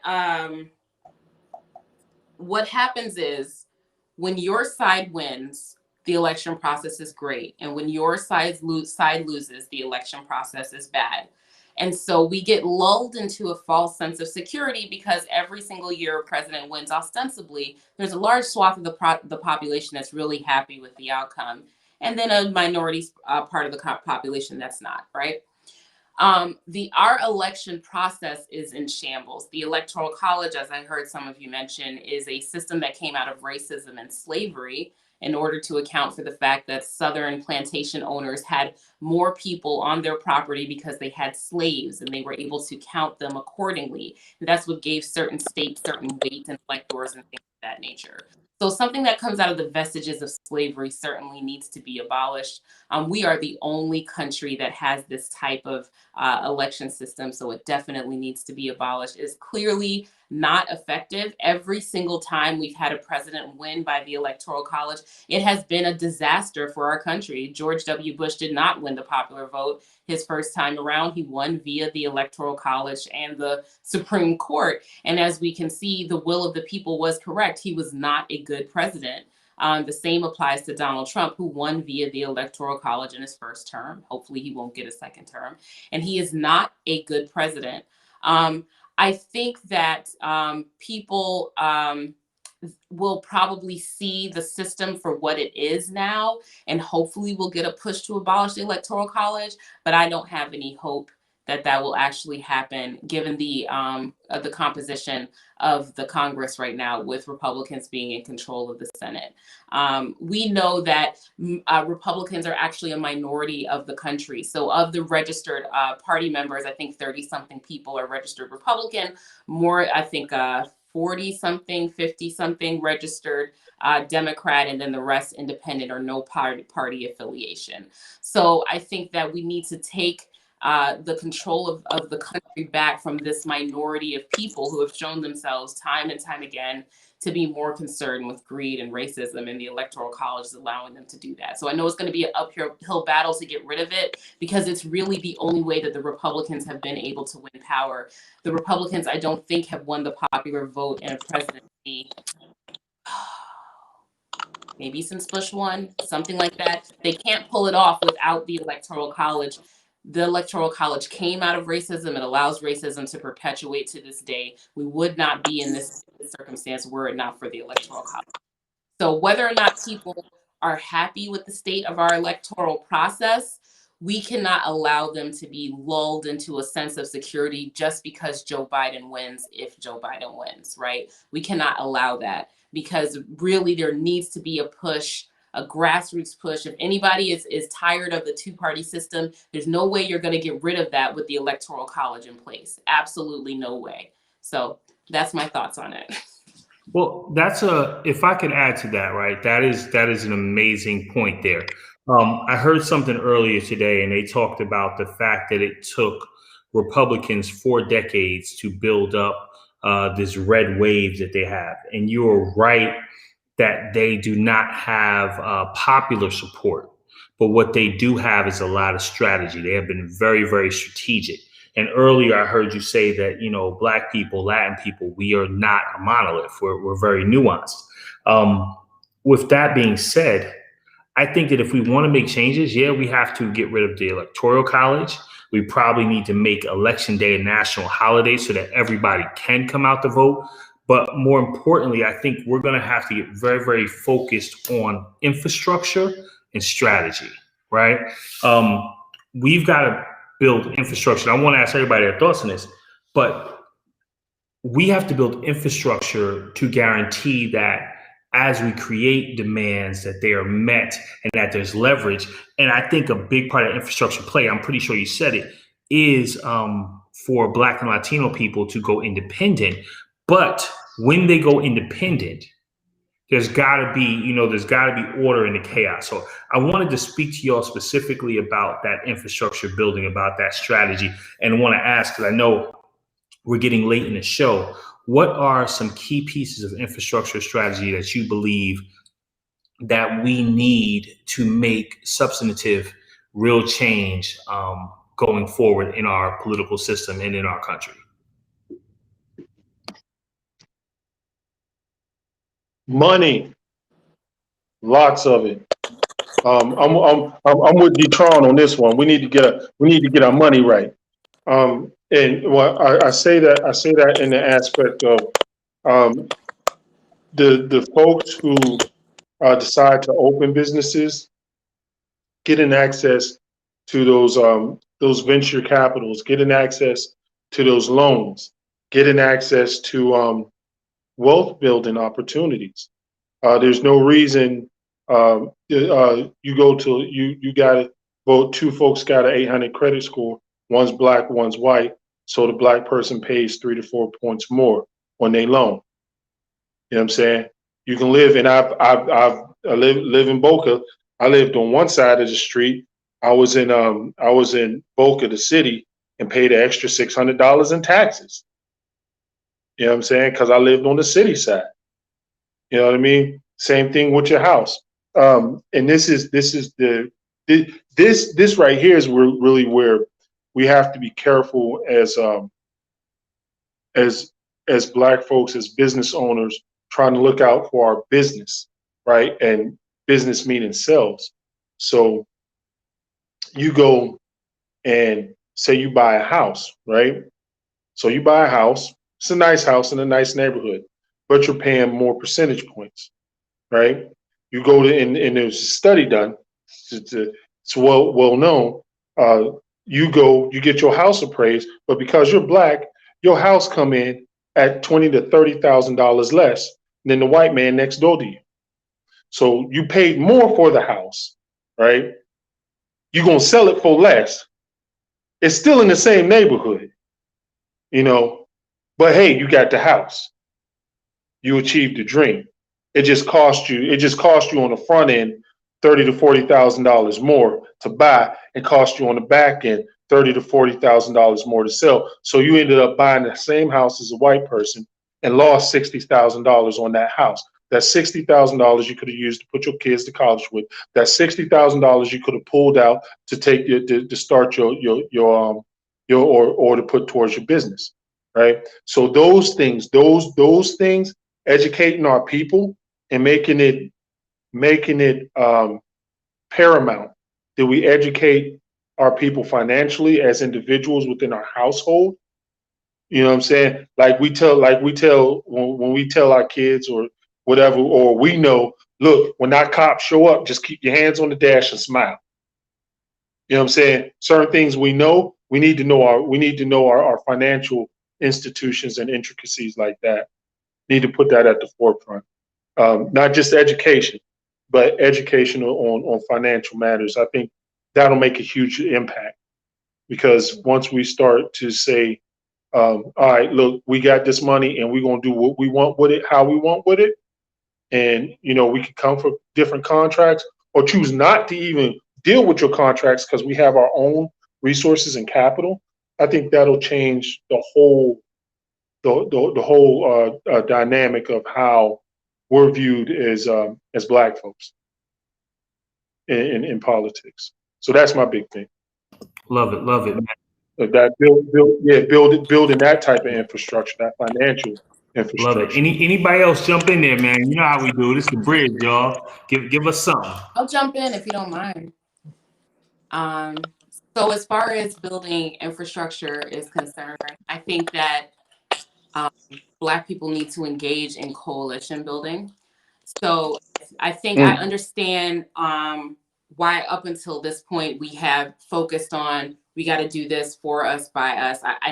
We have to work within ourselves and fix ourselves first, right? But I think that we are now ready to start outward facing with our political agenda.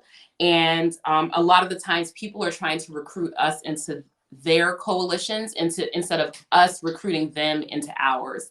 This is at this point in time a majority minority country, meaning that there are other minority groups in this country that are not us, that see that it benefits them to align themselves with the white people of this country because it gives them a certain level of access. What that does is it peels numbers away from us and makes us feel as though we have to be competitive with them. If we make our agenda the appealing agenda, the things that work for us, and we let them know, look, this also works for you, because while you're trying to attain this level of whiteness, they are killing you. They're locking up your people and putting your kids in cages and separating your babies away from you. And behind your back, although they may think that you're the model minority, they're still not going to let you marry their daughter.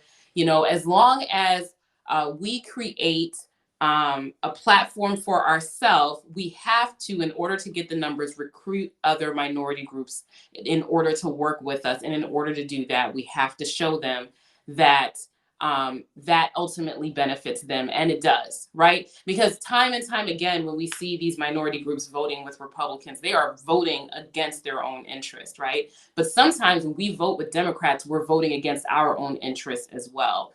But we do that because they're a big enough group and they're not as bad as the Republicans are. So if we create our own thing, we have to attract in other minority groups, I believe, in order to build a coalition, in order to get those numbers to push for the things in the agenda that we want. Coalition building. That's on the t-shirt for tonight, y'all. All right, what people don't know is every week we get a couple of sayings and we make t-shirts. D-Tron got about 5 t-shirts from the episodes he's been on. But coalition building, I love that. I love that, man. Come on, family. What else we got out there? D-Tron, Chef. Where y'all at, man? Don't speak at once, y'all. Don't. I was unmuting myself. Unmute myself, damn it. Infrastructure strategy. So I'm not sure exactly what you mean by that sort of objective word, but run with it, baby. Run with it. Yeah. Culturally, I know this is a political show, but we definitely love to see us move away from dependence on government and politicians. There's just limitations of what they can do, and ultimately, it's their job at different levels to make sure that certain areas of the game are available for people to play, and then there's some sort of recourse for people to settle grievances if things aren't happening well. And really,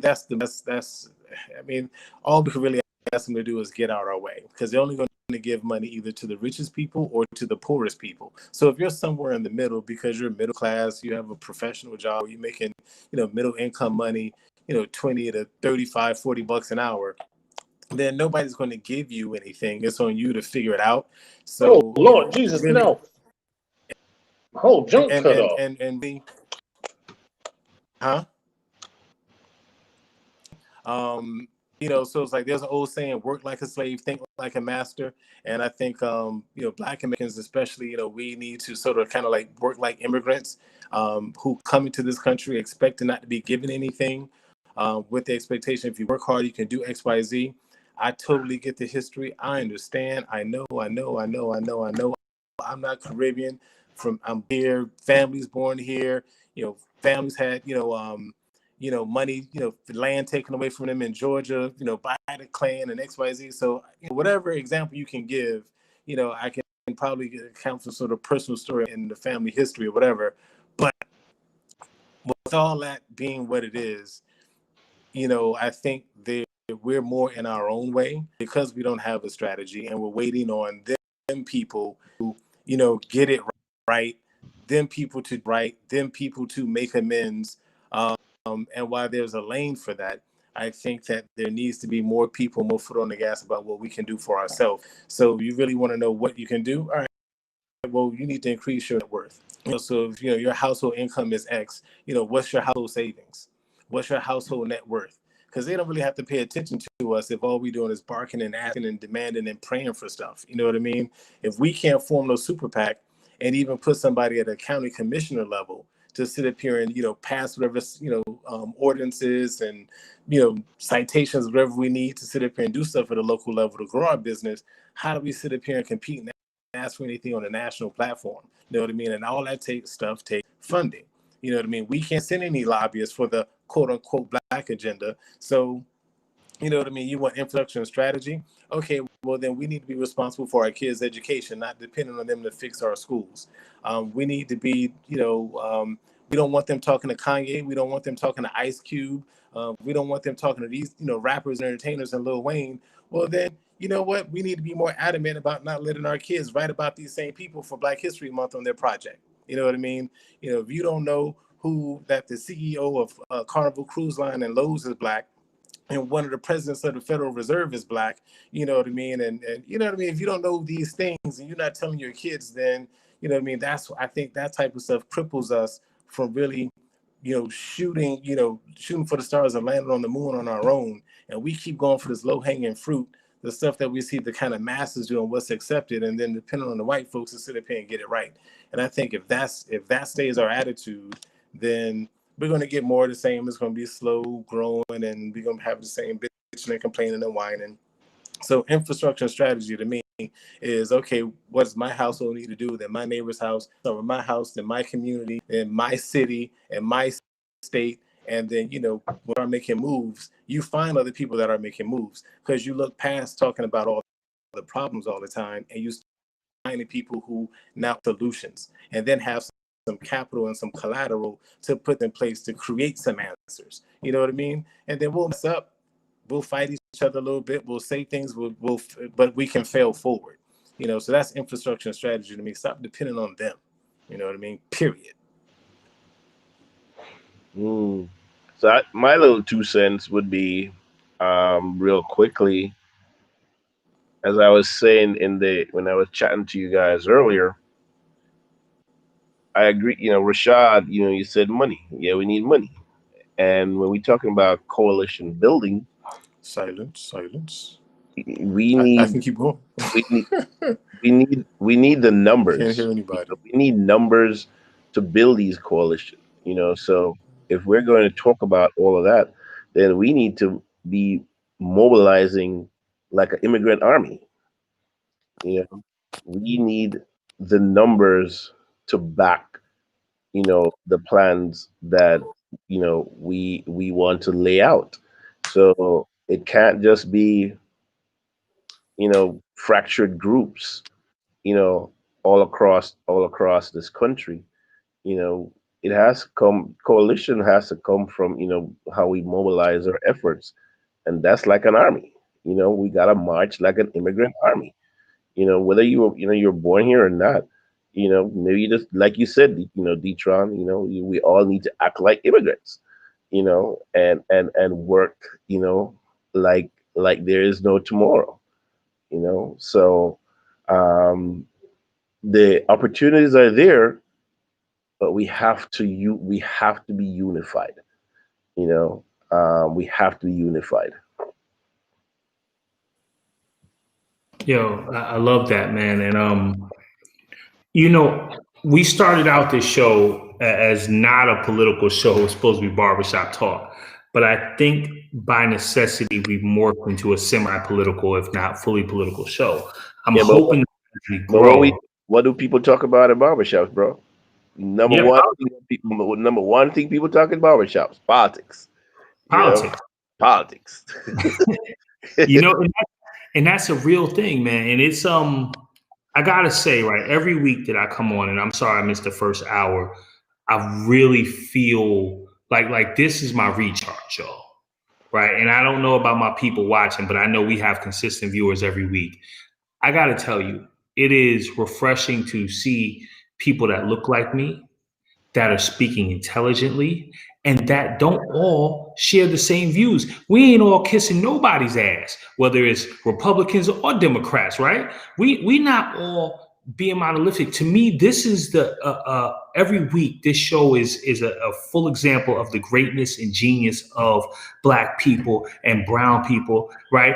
And I wanted to bring that out because I want y'all to know, like, dude, what we're doing is important. What we're saying is important. And I know for us, right, like Natalie, it's your first time with us, but D-Tron has been with us a lot of times. And Natalie, I really hope this is not your last time with us, right?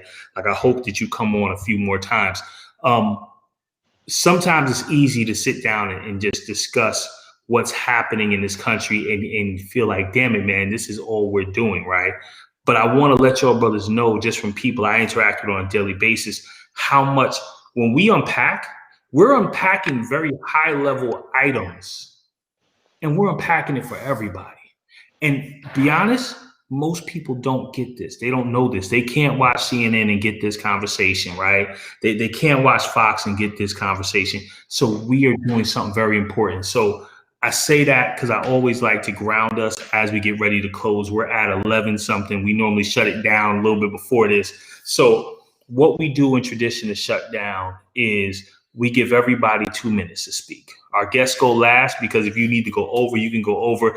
And during this 2 minutes as we shut down, we want to talk about, out of everything that we've said, that we've heard, that we've gone through with this episode, we want to talk about the things that we want to leave behind. So the most important factors. So we normally kick it off. I actually just gave my 2 minutes. As an example, like I said, I appreciate all of y'all, and this just fills my cup every week. So Rashad, Chef Irie, James, you've got your 2 minutes, and then we're going to end with D-Tron. And since we have one queen in the building, you get the last word, my lady. You get to end it off. And then we'll close out, So let's take the 2. Rashad, go ahead and give us your 2. Chef Irie next. James, if you finish it out for us. Then we'll go from there.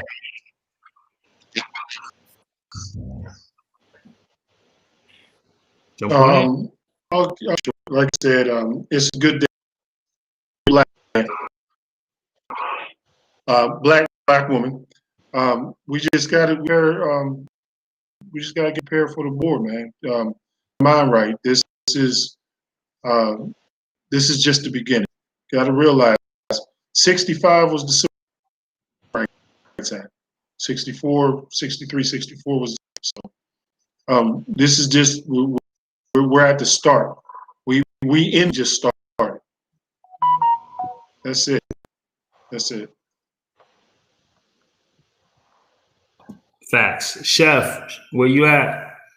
I don't know if we learned so much, about, when we come on every week.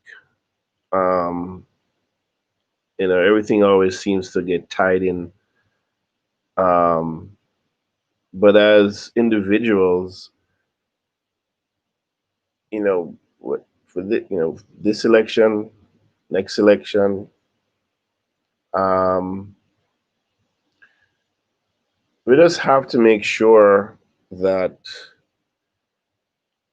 we stay abreast and in the know. We in the now and in the know. We need to know. We need to be more. Keep being informed of what's happening and how we can make a difference, how we can mobilize ourselves to make a difference. Whether that's through our vote, whether that's through community efforts. I'm probably lagging in a lot community efforts because I've been sort of sequestered for the most part, not out being engaged as much as I'd like to.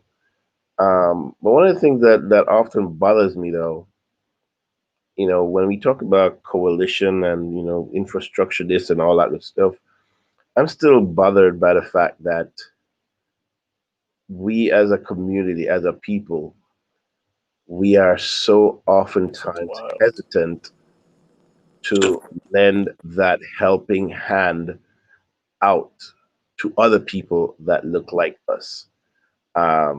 It's never done consistently, and that continues to bother me. Especially when there's so many of us, and we seem to think that Black people are not being successful. There are a lot of Black people who are being successful. Maybe some of them are doing things, creating their own efforts, and sometimes we may not, they go under the radar.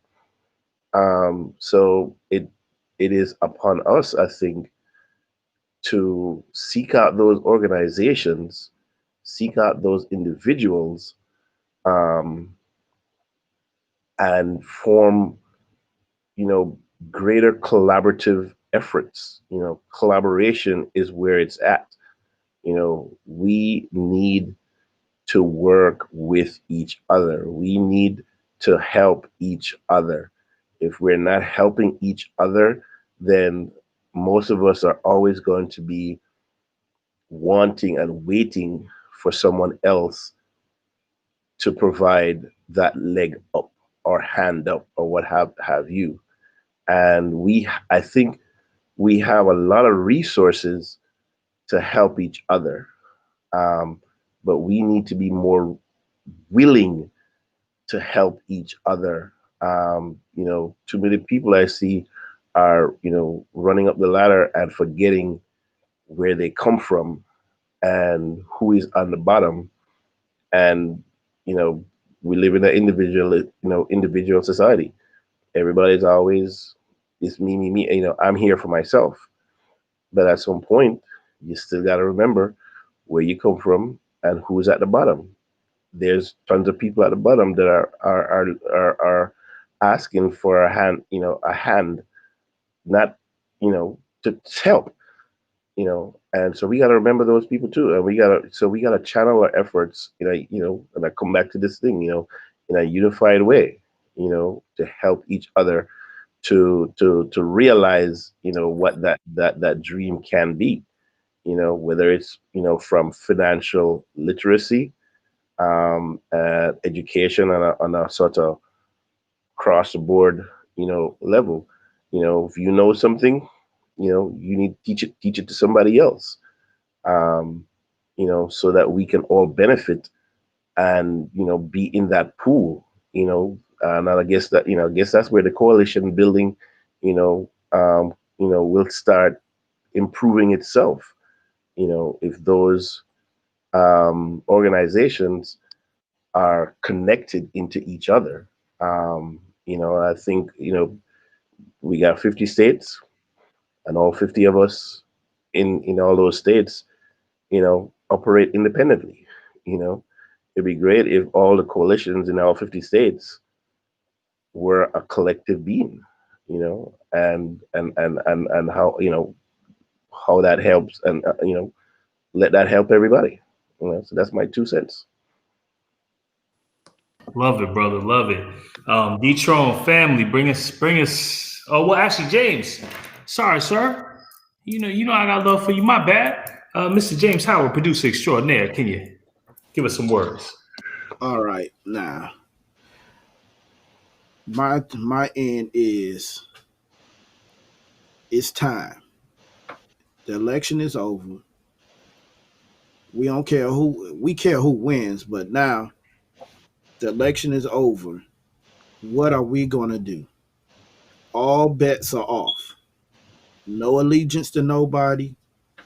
Demand our issues be handled. Put the agenda together and stand on that platform. Do not move away from it, but stand on it till we get the candidates that we want, not the best candidate for us, the candidate that we want. And let's move forward from there. Well said, family. Well said. D-Tron, brethren.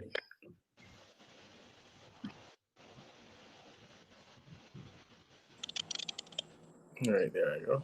All right, so me. All right, so I'll be quick, real fast. So last 2 minutes, closing thoughts.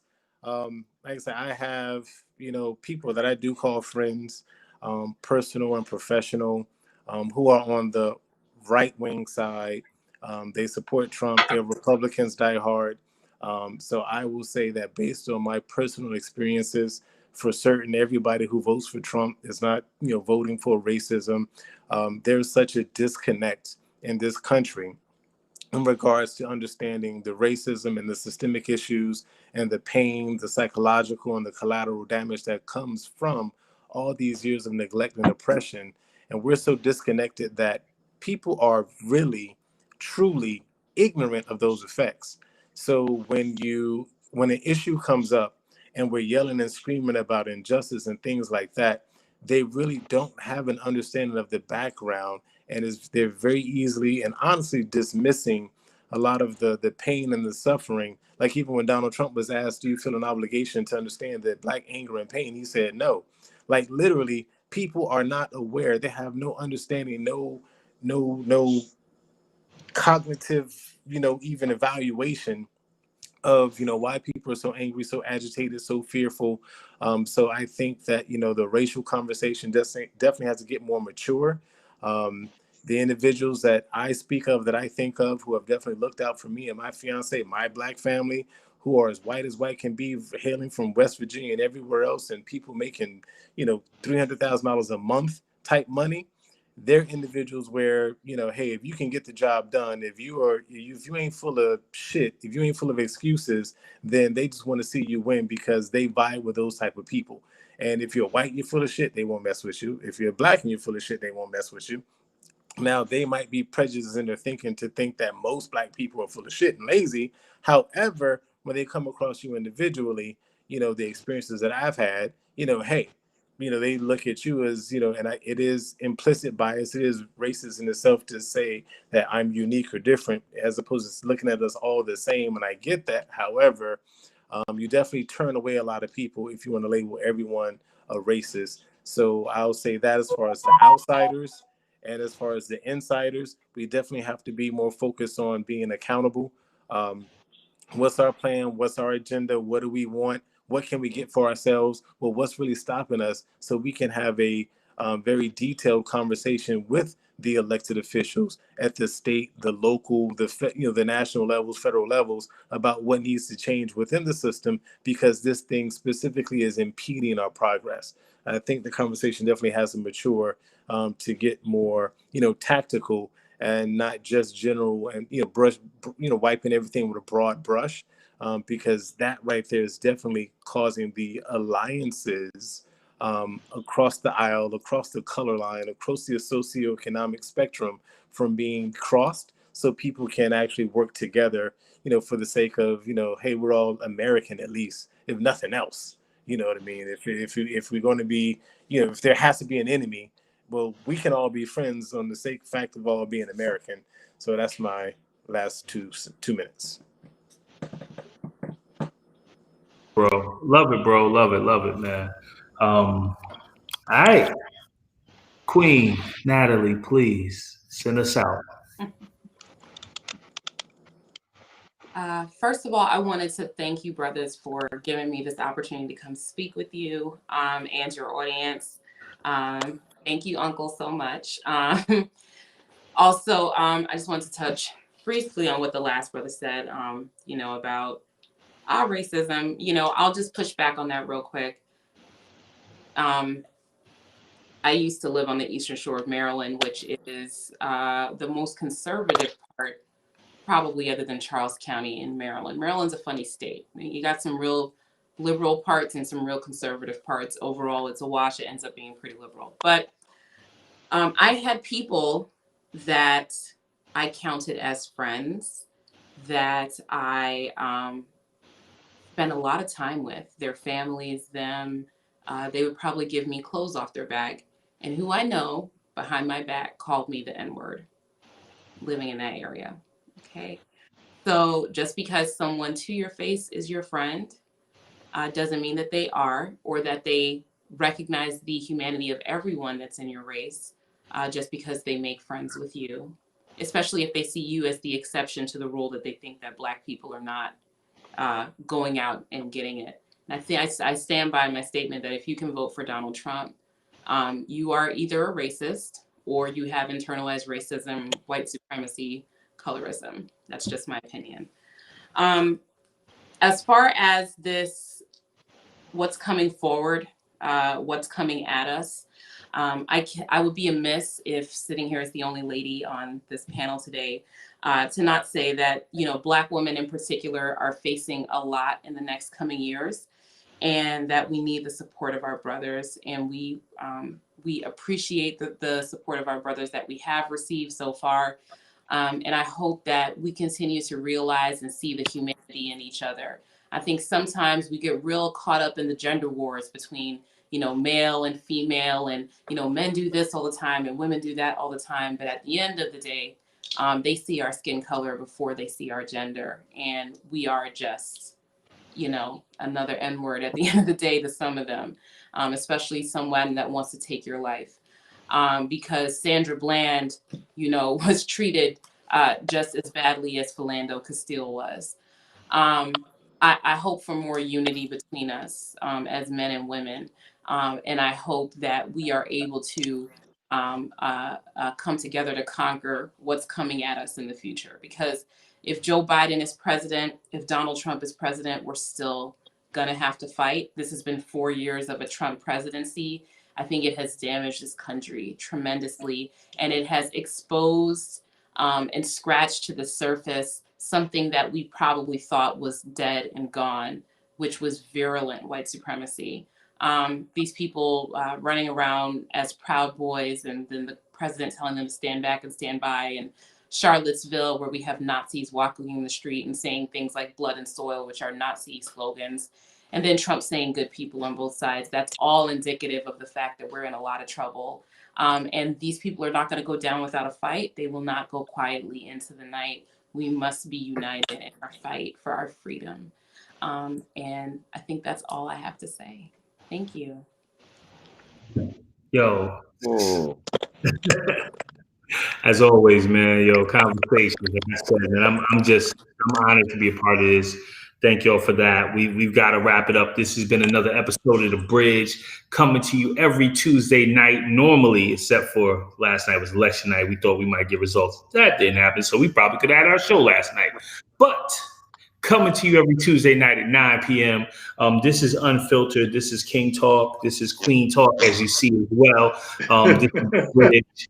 We are here for you to discuss topics in a way that you're just not going to get in the mainstream. So I'm asking you that if you love what we're doing, share it with a friend, man. Tell a friend, tell a friend, tell a friend, bring a friend to the party. Just make sure they're old enough to understand, because we don't kowtow or go in or curb our words. We will always give you our unfiltered truths, whether we all agree at one time. Doesn't matter. But this is the reality of Black America, and this is who we are. So I hope that if you are not of a melanated persuasion and you watch this, that you just take some lessons, take some time, learn it. And if you are one of us, you know what I'm saying? If you're one of the peoples, hey, just know you got people right here every day living a life, fighting a fight, man. We all here for you. We're all here to help you. And this is what we do. We out till next week. It's The Bridge. Word. Word. All right.